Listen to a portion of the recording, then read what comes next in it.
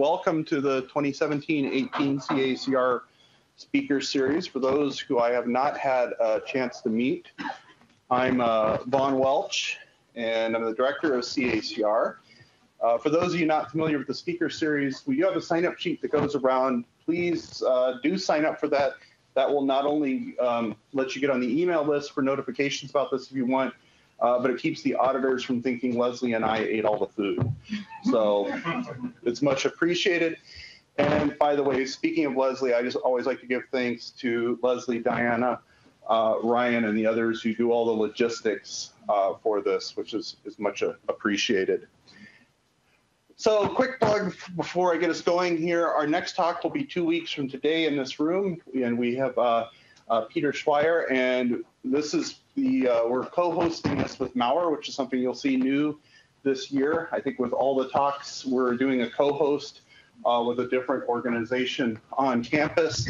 And so here's a full list we're still filling out, but we've got October 26th, Steph and Tom from Microsoft co-hosted with the CSI, the Center for Secure Informatics. And then we've got Lori Craner, which I'm excited about, in February co-hosted with who's going to talk about women in cybersecurity. She's the ex-chief technologist for the FTC, and that's a really exciting talk. And then working with Scott and others to fill in some of the other talks here. Today we're doing something a little bit different. Like a lot of organizations, sometimes it's hardest to know what's going on down the hall than it is across the country. So I have invited a number of my colleagues here from across IU to join me, across IU Bloomington at least, to talk about getting Indy involved in this at a later date as well. And so I've offered, given them each 10-minute slots to give updates on things they think the community might find of interest and so forth. And so with that, I'd like to start off by introducing our first speaker, Scott Shackelford, who has a couple hats, actually many hats, but I think the two big ones are being a professor in the Kelley School of Business, and he also leads the cybersecurity program here on campus, as well as the Ostrom workshop. So with that, Hey, you and welcome, Scott. Thanks a lot, Vaughn. Good afternoon, everybody. How's it going? Hello. Cybersecurity. Come on, right? Vaughn, thank you so much. This is a great event, I think, to kick off the year. So I'm glad you guys can have a nice survey of what's going on around campus. Because the short answer is there's a lot of stuff going on. So what I'll do is talk a little bit about what I'm up to these days, in particular 2 areas. So the Ostrom workshop and this new cybersecurity program. I just happen to have brochures for anybody who's interested in spreading. I feel like Johnny Appleseed these days with these things as I'm going around. But I have to talk about that, and then I'll talk about some research projects and see if you guys want to get plugged in with any of this stuff. A little bit about me before we jump into the Ostrom workshop stuff. I got started with this about 10 years ago now. Actually, appropriately in law school. My second year of law school back in 2007, the year the iPhone came out, another anniversary, right? And then also the year of cyber attacks in the country of Estonia, if you guys remember that. It was a big deal at the time. It was a cyber riot. It got me interested in the role of the public and private sectors in managing cyber attacks and international law. In fact, it got me so interested that, God help me, I decided to write a book on the topic, because we all know the big money is in academic publishing, right? So this book was organized around the concept of cyber peace, trying to flip the paradigm so it's not all cyber war and conflict all the time. In other words, what's the best we can hope for in terms of peace on the internet, and how might we be able to get there? And in terms of how we can get there, that leads me to this first thing. So that was the inspiration for starting this research program. So for you guys who aren't familiar with it, the Ostrom Workshop was founded by Lynn and Vincent Ostrom. It's over here on Park Avenue. And Lynn won a Nobel Prize, actually, for her work that she did here back in 2009 in economics. The first woman still, and only woman to win the Nobel Prize in economics. Hopefully that changes soon. Toward the end of her career, she was looking at how we can do a better job at managing complex global challenges from the bottom up. She was looking mostly at climate change, but we're trying to import some of that information, some of those models that were developed from field work really spanning decades to contemporary cybersecurity and internet governance challenges, right? So to give you a flavor of this type of stuff we're doing there's a working group on Internet of Things, on IoT stuff. We just wrote an article coming from that called When Toasters Attack. We're doing some stuff with blockchain. So Steve Myers from SICE and I have been working a little bit on that. He's been educating me on the technology side. I've been trying to overlay some of the legal developments and smart contracts and all that stuff. We also have a new cyber norms project starting up with The Hague and Leiden University. So anybody interested in international law, cyber norms, especially critical infrastructure protection, that's just starting. So that's going to be a fun one. We had our kind of coming out party in April. We had 25 or so people come to IU from really around the world to launch this program. We're doing some one-off events this fall. There's the Peter Swire thing. We have a second talk from him on the 28th. We have a net neutrality event that we're co-hosting with the media school. There's going to be a panel there. That's going to be in late November. More details to follow on that. We're still working out the date. And then there's going to be a Smart Cities and Resilience Summit, I think we can call it, in late spring. So that's coming up as well. So there's some fun stuff there. If you're interested in kind of any distributed governance, any of these topics that I just listed off, let me know. What we can do is get you on this list as a program affiliate, and then as new research programs start up, as new working groups get created, you can get plugged into those, right? As I said, so far it's mostly Internet of Things, it's international law, it's blockchain, it's critical infrastructure, but that by no means are we married to only those topics. It's a big space, right? So the idea behind this is to have an interdisciplinary group where we can all come together from so many different disciplines and discuss kind of common topics. And that was definitely seen in our first colloquium. We had people from sociology, psychology, SPIA, law, business, I'm forgetting others, kind of come together around a table. So that can be a lot of fun because oftentimes we're talking about similar things, just using different vocabularies, right? So this is a way to hopefully find some common ground there. So this is going on. So check out the website if you haven't. Just Google Ostrom Workshop Cybersecurity. You'll pull it up. You'll see the list. We now have 36 affiliates on there. It's a pretty cool thing. I'm excited about what we're going to be doing next. In fact, we just launched a white paper series a few weeks ago, and we have 5 of those up there so far. So that's going on. And then the other thing that Vaughn mentioned was this new program, new position. So I'm chair of the Integrated Cybersecurity Program at IU. What is this? So this came from the fact that we've now had 4 different cybersecurity certificates spread across Maurer, Kelley, and now SICE, right? And that's great, but the recognition was, well, what about students that really want to have an interdisciplinary grounding across all 3 schools in cybersecurity risk management? So the master's degree is designed to allow for that. So students, anybody interested, takes classes across all 3 schools. You take a couple courses across each 3 schools, and they do an applied capstone project for a real-world client at the end of it. We've done local governments. We did the town of Speedway, Indiana, where the track is. About a year and a half ago, we did the city of Bloomington last year. We've done the Monroe County Community School Corporation and 9 state government agencies, including Indiana DHS and the judiciary, for that matter, as clients over the years. And we'll continue in that vein, maybe including small businesses as well. So this is a great opportunity. If you know of students who might be interested, other contacts, again, I have some brochures up here. We're rolling out 100% online option for it starting in the spring. That's the plan anyway. The first cohort of students just started, some of which are around the room, which is great. Just a few weeks ago, we admitted 35 students in the entering class and 30 matriculated so far. We have a couple of deferments after that. So, and we're hoping just kind of expand it from there. Just so you know, half of those students are either in Bloomington or Indianapolis. The other half are doing it online. We pulled a lot, for example, from a Strategic Studies Fellows program IU does with the U.S. Army. So we have a lot of like majors and lieutenant colonels coming from that that are in this too. So that's a little bit going on about that. The only other thing that might be relevant to you guys is we're also standing up an IU Cybersecurity Advisory Council. So we now have 18 people on this council. Huge range of different industries, sectors represented. We have the CISO, for example, from Eli Lilly. We have representatives from the National Security Council, the World Bank, the U.S. Chamber of Commerce, Microsoft. Paul Nicholas is there. I'm forgetting others, but it's a nice wide set. So we're using this as a tool to launch our mentorship program where we're pairing cybersecurity students and industry specialists and faculty. But it also could be useful potentially for maybe some of you around the room. So let me know. I can send anybody interested the list of our current advisory council, and we can use it as we would like from there.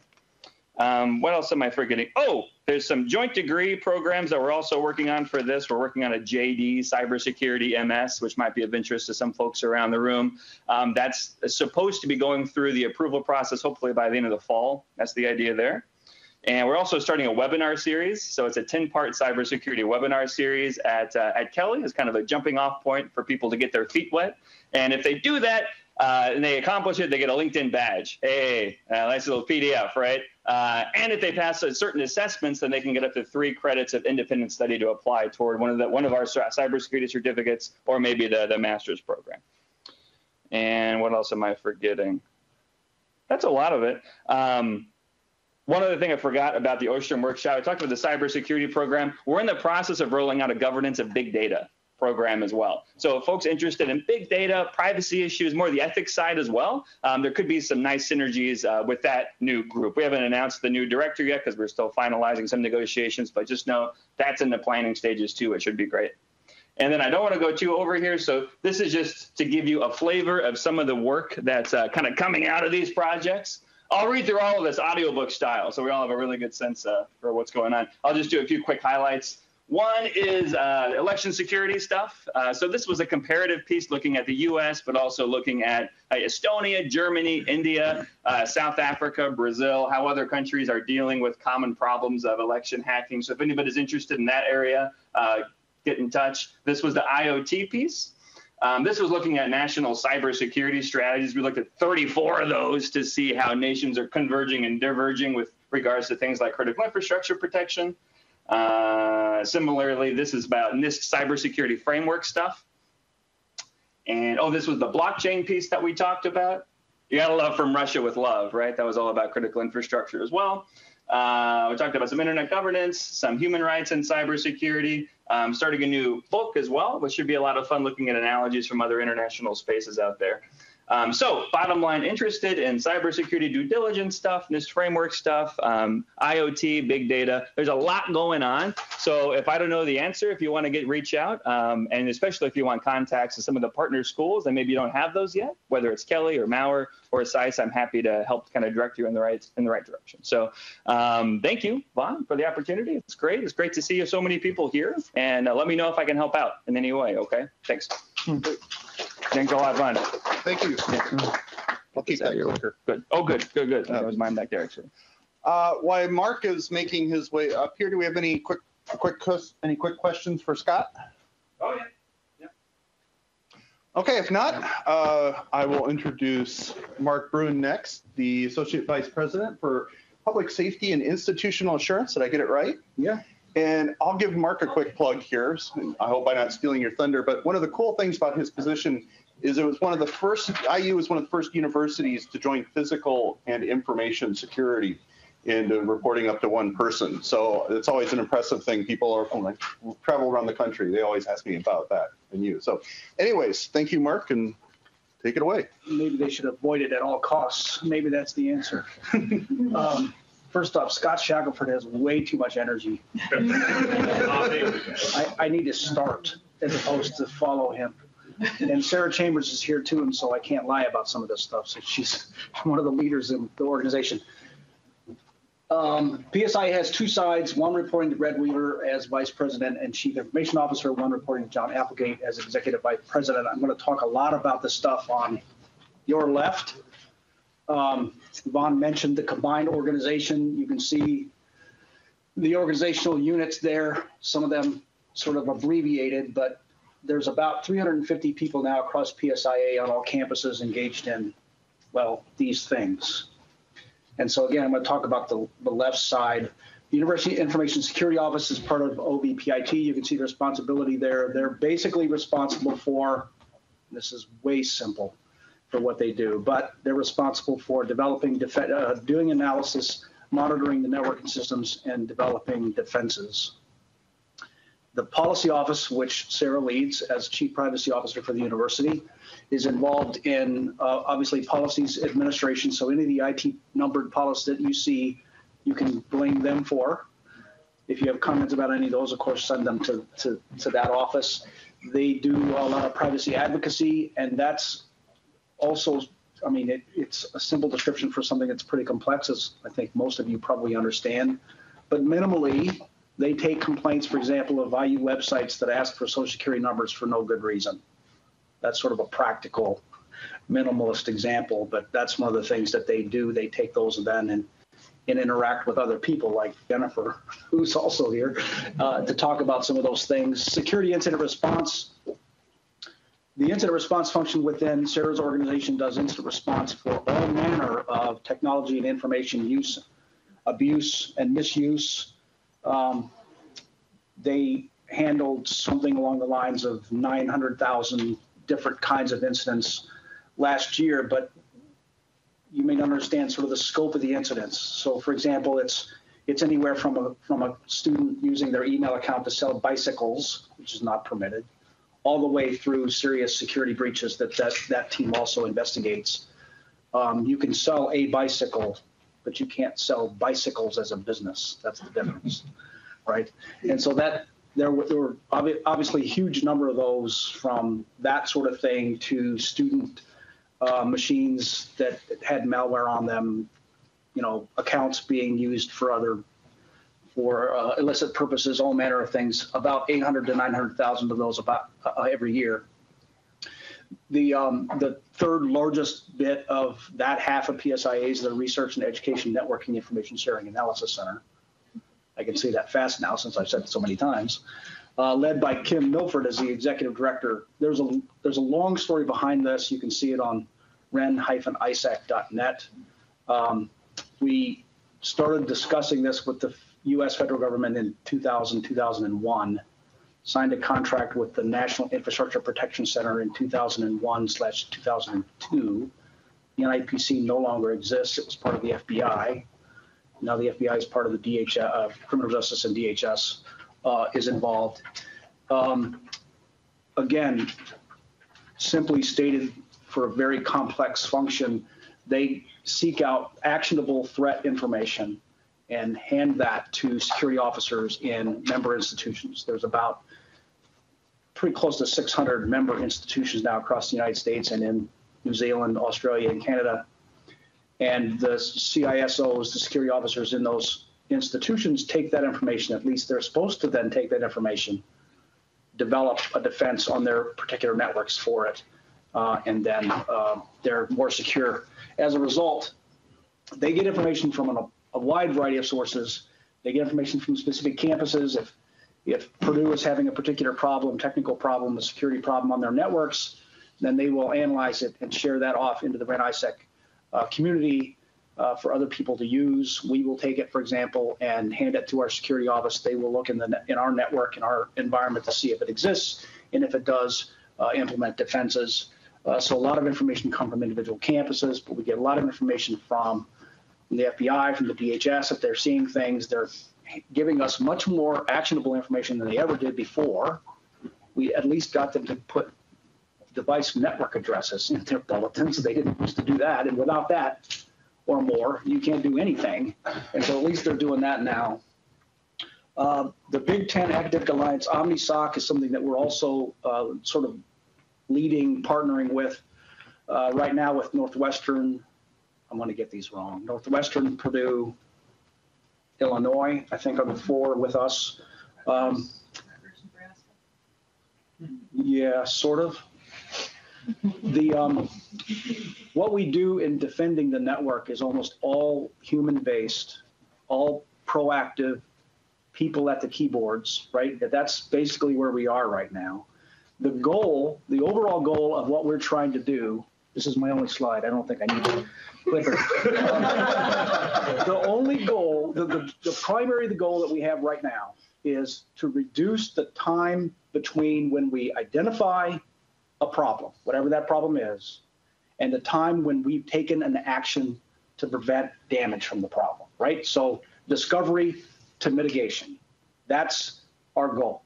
Anything that we can do to reduce that time, that's what we want to do. Anytime you have humans at keyboards, that time is long.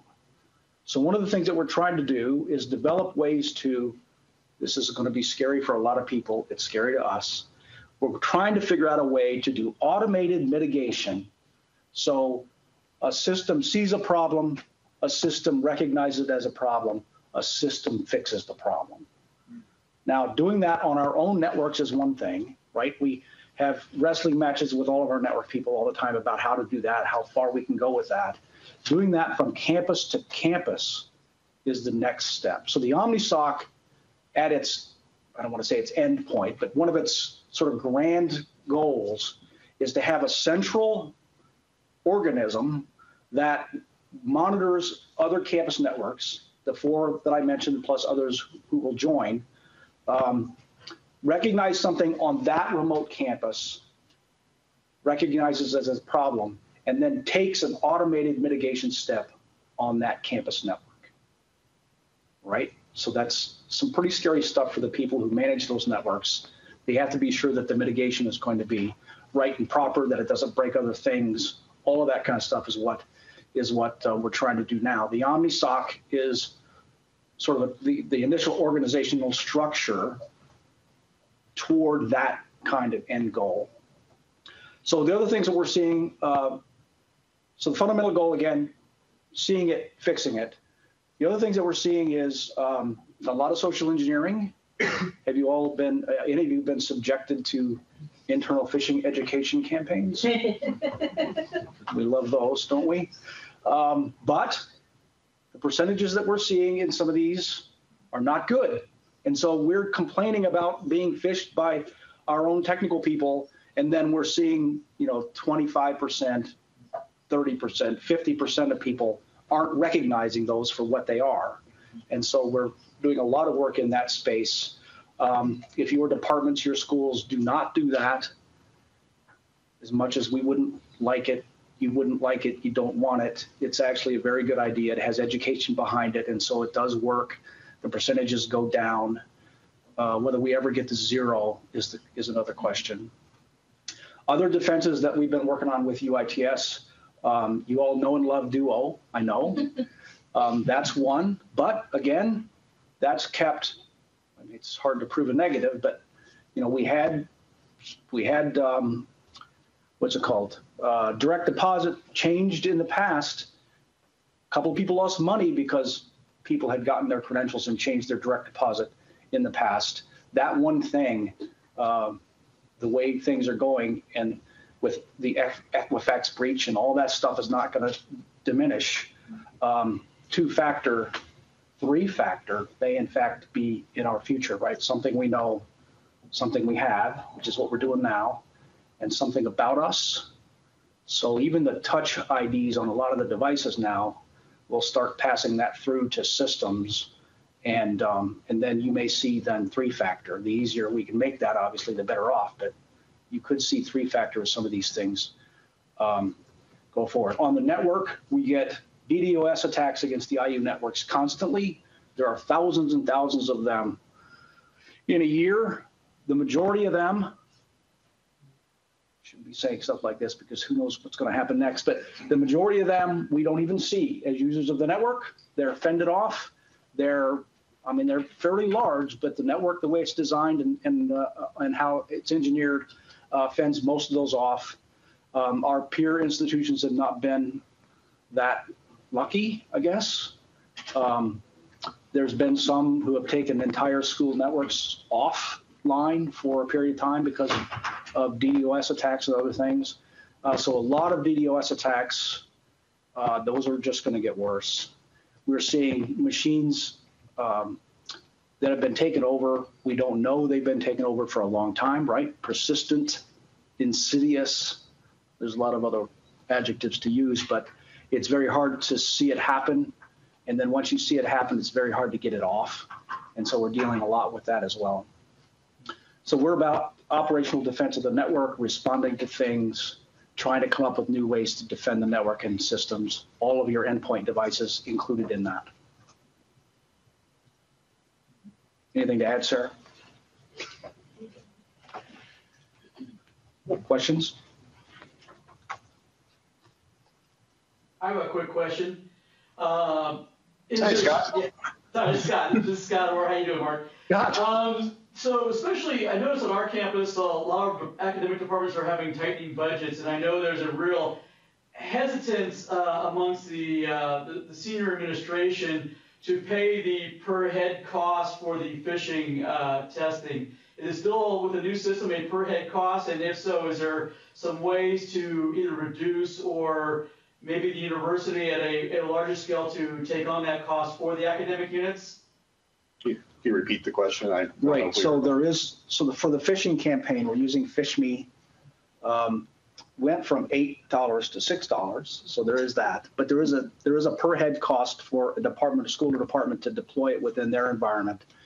I don't know the answer to that question, Scott. It ought to be free, but the cost of the software is 6 times whatever number of people we can get engaged in it. But what needs to be done, and Brad thankfully isn't here to hear this, but I think schools and departments, need to bring that up. And I think this needs to be a common good service. I think it needs to be paid for globally. And I can say all that because, I don't have to figure out how to do that. But I think comments about the cost of it are welcome and valid. I mean, I'm putting a program together for the other half of this for John Applegate. And we haven't yet figured out how many people exactly, but we're probably talking about 285 times 6, which isn't a huge amount of money, but it's an amount of money that could be used for something else. I know we're going to switch laptops for the next speaker. Ryan, you want to do that? Maybe we can take one more question. I got a question. Yeah, go ahead. As far as the OmniSOC is concerned, and I don't know the ins and outs of it, but I would imagine that one of the challenges is going to be interacting with operations people and developers on these other campuses, right, to really be successful. And we have enough challenges here at IU with departments interacting and developers interacting with operations people and things like that. How is there a plan to overcome some of those obstacles related to interacting with various departments at various universities? There was sort of 3 different aspects of your comment and your question. One of the things that we have to do in developing the OmniSOC is we have to develop a standard.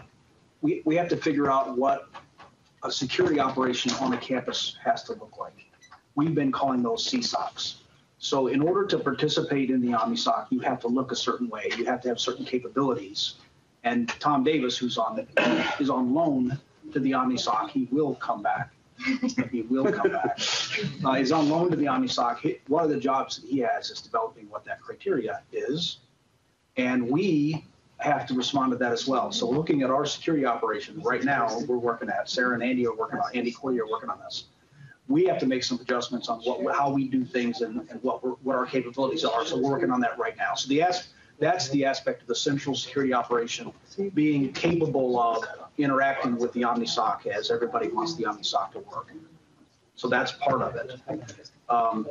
That will cost us a little bit of money that's got to come from somewhere. But there are other sort of communications the other way where we have to work better and more quickly with schools and departments. Remember that goal, right? From getting recognized to getting it fixed. Well, the fix in a lot of cases is not in UITS. The fix is in a school or department. It's a system there, or a set of systems, or multiple systems across departments. We've got to figure out how to get better information quicker into the hands of the people in schools and departments that can actually fix that problem. That is being discussed. That's the only answer I can give you on that right now. But that's recognized and is being discussed. Good. Thank you, Mark.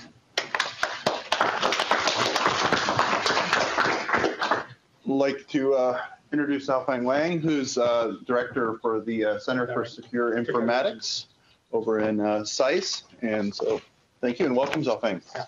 Okay, so, and I will do these things a little bit different tonight. And instead of talking about high-level things, I will come to the detail, right? But before that, what I'm going to do is, everyone here know IU has a wonderful IT security. IU also have a, wonderful just the cybersecurity research on the policy front, right? The first things I want to share with the people here is there's a news, which just could be a little bit of surprise to some people here, just inside on campus, that IU also have a top rank, and security research in academia. In some cases, we are even better than Purdue in many perspectives. And we are doing these boring things, publishing paper and get funding. It's very pretty boring things. But in terms of paper publishing in the past 17 years, there are statistics you can search online. And we are, and in system security, we are ranked number 5, over 3,000 authors in past 17 years. And in terms of fundraising, system security raised 9 million, but Jing also, and economic security also raised at least that amount. So we are one of the we're very big, fundraiser.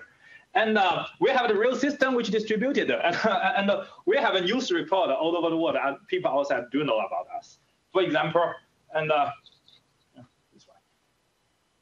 And a few years ago, I think many years ago, how many years? And 6 years ago, they have this report, CNN report, just what we did. And we are the first group that figure out that the API integration inside web application, that fundamental problem. Fundamental design problem. It's very difficult to get it right. And the things was reported that, just had a huge impact on the way industry building secure system. And we were reported by, and if you go to, YouTube, you still can see this video, paper. And they spent 45 minutes talking about what we discovered. And just a couple of years ago, I attended Alibaba's security summit, and they're still talking about the impact of our findings and how they are changing their system to make it secure. And back a few years ago, and we thoroughly analyzed this, Apple's system, right? And the impact is huge because we completely destroy OS 10 security protection. And we bypass its, just application sandbox, and we completely destroy its keychain. And the keychain is not, there's a bug, but the design is completely wrong. And Google Chrome told us that they will never use Apple's keychain because it's not secure. And so what they did is Apple spent 1 whole year in order to fix the problem. And they just fixed the problem recently. And another big thing, and we did with a huge impact, is IU in human genomic data privacy, we are among the first group working in this area. And we are among the most prominent group around the world in this area. And we got an award for outstanding research in privacy enhancing technology because of our research on genomic privacy. And also a big thing is, we are organizing this NIH and secure genome analysis competition, and this is 4th years. Every year, major group around the world participate. And this last year, and we have Microsoft research, we have IBM research, we have big university just like Vanderbilt, and they attend our competition. This is just single track. Just like SGX track, we have 30 groups around the world participate. And these things reported by Nature News, reported by GeoWeb every year. So we have a huge reputation outside. So what we are doing system security research, and we do a whole spectrum of things, mobile cloud security, IoT security, and trusted computing, SGX, all these things. And we also, more recently, we are more focused on those data and intelligent security. There are too many things going on in the system security research and in the just the CSI in general. But here I just want to focus on 2 examples. Hopefully I have time to talk about these 2 examples. The first is our destructive research, security analysis of IoT. And we've done these things back many years ago. And people outside do know about these things, and I'll show you later. So that's what we did. And those IoT systems, right? And they're increasingly become part of life. And what we started, I think 5 years ago, we first looked at those medical IoT devices. And for example, this glucose meter, oximeter, and this body thermometer, right? And some of those devices are very serious devices. They are FDA-approved Category 2 device in the same category of X-ray machine in Fulgent pump. But what they did is they collect data and then send information to a mobile app running on your phone, right? And the app could be connected to a healthcare system, right? It could be very serious things.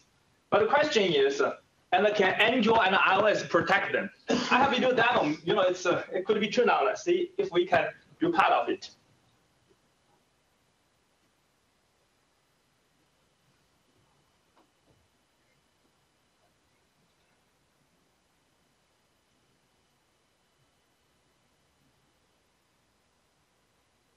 As you can see, this is done many years ago. The phone is very old.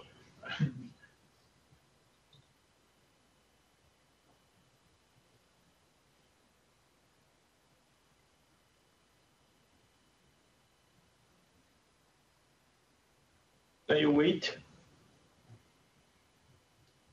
And this thing shows up in an attack website. And so what goes wrong here? And it turns out both Android and iOS are not designed to protect IoT device. Believe it or not, they are not designed to protect IoT device. And the reason we can do this is because the access control granularity on the phone is too coarse grade. And in this case, and the IoT device connected to phone using Bluetooth. Well, on the phone, whenever you have an app with Bluetooth permission, it allows to connect to all the Bluetooth device. And it's very confusing because they indeed have Bluetooth protection, Bluetooth authentication, Bluetooth encryption, right? But the things here is they design these things and to as inter-device protection. In other words, and if this device using Bluetooth authentication to find out, yes, I'm connecting to a right phone, it is certified, right? And they talk to right phone, but right now situation is yes, you connect to the right phone, but on the phone, they are running two apps. One is legitimate, while the other is malicious. So the access control today does not have the granularity to link a specific app to one IoT device. The problem, we are the first party to discover this problem, the problem is still there. And what the serious consequence here is, the malware could even, just unpair the external device with the right phone and pair it with attack device hundreds of meters away. So we show the attack device can inject the data to the app. As a result, they could, they could even manipulate your reading. This could be very serious. And think about the situation just like the diabetes control system, right? The attacker 100 meters away can change your diabetes reading, can change your blood sugar reading. It could end up killing someone because he can convince that patient to inject into her body more insulin than it should be, right? This is a very serious problem. And we come up with a solution. And we enhance SE Android. We put more access control on top of it. And we show we can bind a device, and the two app to external device. We have two top conference paper there. But also more importantly, we got a patent for these things, an IU patent. And Samsung, at some point of time, they want to use these things. They want to buy the patent. But they were distracted by Samsung Pay. They have to first make Samsung Pay out, right? Before they can worry about these things. In the real world, utility is more important than security, almost always. And but I think in the future system, if they want to make phone indeed, capable of supporting, capable of securing IoT device, this type of technique they need to use a lot later. So the second thing, since I don't have much time, so I'm talking about a little bit of recent work, the work we've done 2 years ago on data-driven intelligence security. It's super interesting. So here are the things. What we did is we're doing data analysis and machine learning and natural language processing to automatically discover a lot of compromised websites beyond your imagination, right? And so here are the things. And back a few years ago, 2 years ago, actually, in the .edu domain, you search no prescription, right? Guess what you're going to find out? And what you're going to find out looks like the place just like Harvard. They are selling illegal drug. They are selling illegal drug. And if you search under the .edu domain cheap assay, you're going to find place just like Yale and UCLA. They are doing this academia cheating business. So what do I mean? That this cheap assay is the kind of things that you pay me, I do the homework for you, right? And also, if you go to United States state government website, right, what you're going to find is someone selling Cialis there. And the interesting thing is if you're looking at the domain which has been compromised, right, it's very much talking about how to protect Asian elephant, right, and which posted by the state government, State Department website. And but once you click there, as you can see here, the whole article is about Asian elephant, right? But right in the middle, you have something like buying Cialis online prescription. You click on these things, and bring you to just a fake, just illicit pharmaceutical, right? And even the state government website, State Department website were compromised and doing these type of things. It is called promotional infection. Promotional infection, and they are using compromised domain and to do underground advertising.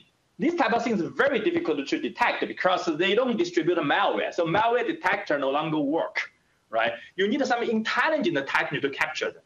So what we did is we use search engine, and the idea is we'll ask search engine the right question and look at its feedback, then use natural language to analyze the result, to identify those suspicious targets, right?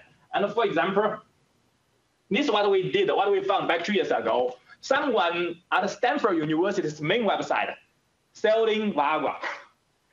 This is real, right? And we discovered these things and we report to Stanford. They fixed the things, they acknowledge us. And so what we did, the technique we use is we search Google, we find out those suspicious things automatically using natural language processing, then identify those potential, just compromised sites. I think it's too much to talk about technical detail because I only have a very short amount of time. So high-level idea is we firstly manually pick up a set of seed keywords, just like Viagra, Cialis, and gambling, whatever. And those are bad words. And we use NLP technique to find out those, just very irrelevant to the domain with dedicated meaning. For example, .edu, .gov, right? And then we search those keywords under those domains, right? For example, when you find out there's some, just a university selling Viagra, it could be problematic, right? But then we use a technique to remove false positive because, just a university talking about gambling could sound anomalous, right? But there is a university called University of Las Vegas, and they have an international gambling institution, and they are offering online casino management class. So they have a perfect reason talking about gambling, right? But we use a very smart technique, which is called differential analysis, to identify these things to remove false positive. Then we're identify true positive. We're looking at the data to extract the new words, and find out those most irrelevant to the just those domain, and then search it again. So it's an iterative process. So here's what we found. And we query Google for 100,000 times. We discovered 11,000 compromised domain. And those are in this country, I think in the .edu domain, 3% was compromised. The government domain, 2% were compromised. And people doing all kinds of things on these websites, and selling, gambling, drug, cheating, whatever. And as you can see here, someone, NSF website were compromised. Their website was being taken advantage of, and those big government website was compromised. Someone even compromised the government website talking about Islamic State, all these things. And those are top Infecte website. As you can see, California, and the state government website, MIT, Stanford, Harvard, Berkeley, all these big universities, they have some website compromised. And we report all our findings to CERT. And those things, a lot of things have been confirmed. And we even discover those big campaign. And one largest campaign involved hundreds of thousands of different domains. And this is .edu, .gov, military domain, and this is .com, .org, right? All together, and including the domain for NYU and UCSD, and those U.S. University and Virginia state government website. So they are all belong to the same campaign because they are all point to the same place. That place is a casino website located in Malaysia. So attacker just infect all these things and do this kind of attack. And I guess this is my last slide. So one thing the message I want to get out here is, and we are doing a lot of research from system security and to this cybercrime analysis, and we're also doing those cognitive security, automatic deploy of protection defense, particularly automatic defense. just like Mark mentioned, and looking how to do this automatic defense. And we are doing this technique. We are developing those techniques. And we're working with other people. So if you guys have a security problems and you need an innovative technique, feel free to talk to us. Thank you. Good. While we're switching back, do we have any questions for XiaoFeng?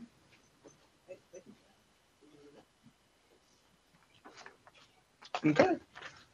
If not, thank you, XiaoFeng. And our next speaker is Sarah Portwood, Program Coordinator here at Maurer, and a CACR alumni, happy to say. So good to see you back here again. Thank you. Thanks for having me.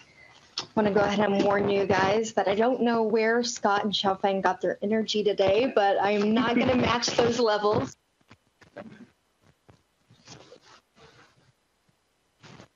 And perhaps audiobook style. Is that right, Scott? I'm going to read from my notes today. It's going to keep me on track. So as Vaughn said, I'm Sarah Portwood, and I've been here at the Maurer School of Law for about 5 years. I support the cybersecurity law and privacy law related programming here, as well as assist Vice President for Research and distinguished professor Fred Kate, which, where is he right now? Probably Hong Kong. So are these my slides? Yeah, these are my slides, sweet. Let's start with a quick overview of the course offerings here at Maurer. We have several faculty members teaching in the cybersecurity and privacy related fields, a few of which who are CACR fellows. They're offering new and regular established courses here that draw on their diverse academic and clinical backgrounds. This fall, Vice President Kate, he's teaching his information security law course that examines a wide swath of legal and policy issues related to hacking, viruses, attacks, misuse and destruction of data, vulnerabilities in infrastructure, and so on. And Professor Joseph Tomain is teaching information privacy law. That addresses the academic and constitutional background of privacy and the protection of privacy in law enforcement and national security issues. In the spring, Professor Tomain is going to teach Information Privacy Law 2, which delves into privacy issues in commercial and consumer and international contexts. And Professor David Fiedler, also a CACR fellow, he will teach Cybersecurity Law, which is a course that complements information security law with a greater focus on national security challenges and the government responses to those. He also offers a seminar in international drone law. And another course is health privacy law, and that is taught by an adjunct professor, Stan Crosley. He's a Maurer alumnus and the former first chief privacy officer of Eli Lilly and Company. He's with Drinker Biddle in Washington right now. Lastly, Professor Mike Mattioli, he's teaching a survey course, a seminar in IP data law and policy. As you've already heard from Professor Shackelford, we are part of the new IU Cybersecurity Master's Program taking place between our 3 schools. And we have many courses that you just saw. Those count towards the required credits. And Professor Tomain's current course, the Information Privacy Law 1, that he's leading for the JD students, is right now being asynchronously offered online for the master's students. Also, as Scott mentioned, under proposal right now is a joint JD master's program in cybersecurity, and we're just awaiting that to be presented to the law faculty, hopefully voted in favor of and advanced to the university for approval. Maurer also supports experiences in cybersecurity for students outside of the classroom. This past spring, we sent a team of first, second, and third year law students to compete in the Cyber 912 Student Challenge in Washington, D.C. So this was one of several teams from IU to compete, and among some 45 teams nationally. The competition presented a fictional Cyber 9/11 type of crisis. And the student teams were tasked with advising the president and the National Security Council on the policy options and how to respond to this crisis. Over 60 cybersecurity policy experts evaluated the team's responses, and Maurer's team was selected to advance to the second round. The fictional crisis thereby evolved and required new responses to international threats. We're very fortunate that one of the team members, Rachel Dockery, she is now joining us after her graduation this spring, being appointed as a research fellow in cybersecurity and privacy law by Vice President King. This week, she is not here. She is presenting Survey of U.S. Cybersecurity Law, Trends and Outlooks in China at the 5th Annual China Internet Security Conference at the China National Convention Center in Beijing. She's also giving a similar talk at the Information Security Law Research Center at Qihoo 360, the largest cybersecurity company in China. And like a few of the faculty members I mentioned, Rachel Dockery is also a CACR fellow. Something I didn't put up here, but should have. Maurer is offering a chance to students, and I believe Kelley is also offering this, for students to achieve their certified information privacy professional status through the International Association of Privacy Professionals, IAPP, through the Privacy Pathways program. And our students are able to achieve these certifications at a drastically reduced cost. We're talking about 10% of the actual cost to the public. And if you guys are interested in that, you can definitely reach out to me and I will give you the relevant information and help you get set up on that path. Is that for students only, or can professional faculty, I mean professional, not faculty, staff, professional staff? Right, the Privacy Pathways program, the discount is only available to students at this time. But any students from any program? Yeah. Can you send out a formal announcement of that so we can share it with our students? Yeah, I'd love to. I'll draw it up and I'll get you the contact information for our partner at IAPP. I think that would be better than all the security faculty individually contacting them. It's a good point. Good. Right, thank you. So thank you, Sarah, first. Actually, I'm really glad you mentioned the 9/12 Student Challenge. Do we have anyone here who participated in that last year? So that was a pretty exciting event, I know, for the students involved, and we actually had Rook sponsored a nice reception afterwards when they got back. And I want to break a habit which we have, which is for the last 2 or 3 years, it always catches us by surprise in the spring. So I'll encourage folks to start thinking about that now. And actually, I'm going to volunteer Joe Tamain to act as a coordinator for this. If people want to start contacting him to either find other people who want to get involved, or just even if you get a full team and you're doing it, let us know, because we'd like to see what we can do to help students doing that, do mock exercises or whatnot on that. So we want to do an integrated team too. Yeah, we'd really like to do an integrated too. So have one from SICE, one from Kelley, and we can help facilitate that. Yeah, and we should get some sort of announcement out about that. But for those here, or tell your friends, if you're interested in doing that, please don't hesitate to reach out. I know I volunteered Joe, but any of us, Scott, myself, or XiaoFeng, because that's exciting. So just to wrap up here, I just want to give a quick update on CACR and what we're up to. So for those of you who aren't familiar with CACR, we're not an academic department. We're a little bit closer to PSIA that Mark talked about. We're an applied research group. We are now we're in our 14th year after being started by then CIO McRobbie back in 2003 to help bridge between both operations and research, and to help as a catalyst between the university departments. We basically, most of our external activities are through grants and contracts and other things with federal, private sector agencies. A lot of logos up here on the right. I'll talk just about a few of those here today. The first is we are the lead in the National Science Foundation Cybersecurity Center of Excellence. What this is the National Science Foundation actually has an interesting challenge on their hands. They fund over $7 billion worth of research, but most of it is through grants, which means they can't coerce anybody into doing anything in particular, like cybersecurity. So they're worried about this. So they pump a lot of money into science, most of which uses computers, and they're worried about the security of the science that's producing and also just that computer infrastructure that they're putting out there. So this is an effort to the community in sort of self-defining its own security standards, to mix cybersecurity and scientific research together and do that in a way that doesn't completely cripple the computational science that you try to get done.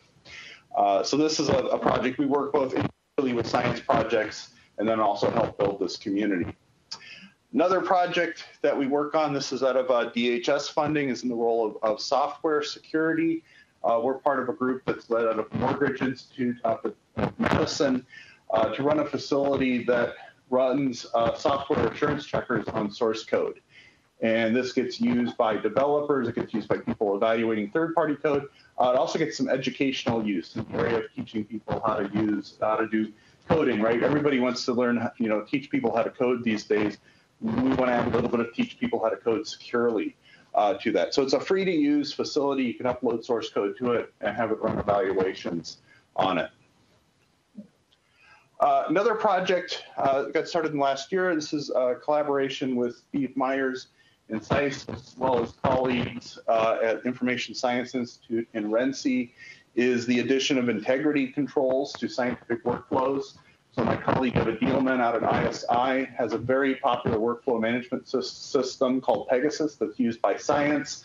Folks who did the LIGO, the gravity wave people, use it quite a bit. It's got almost 1 million uses last few years.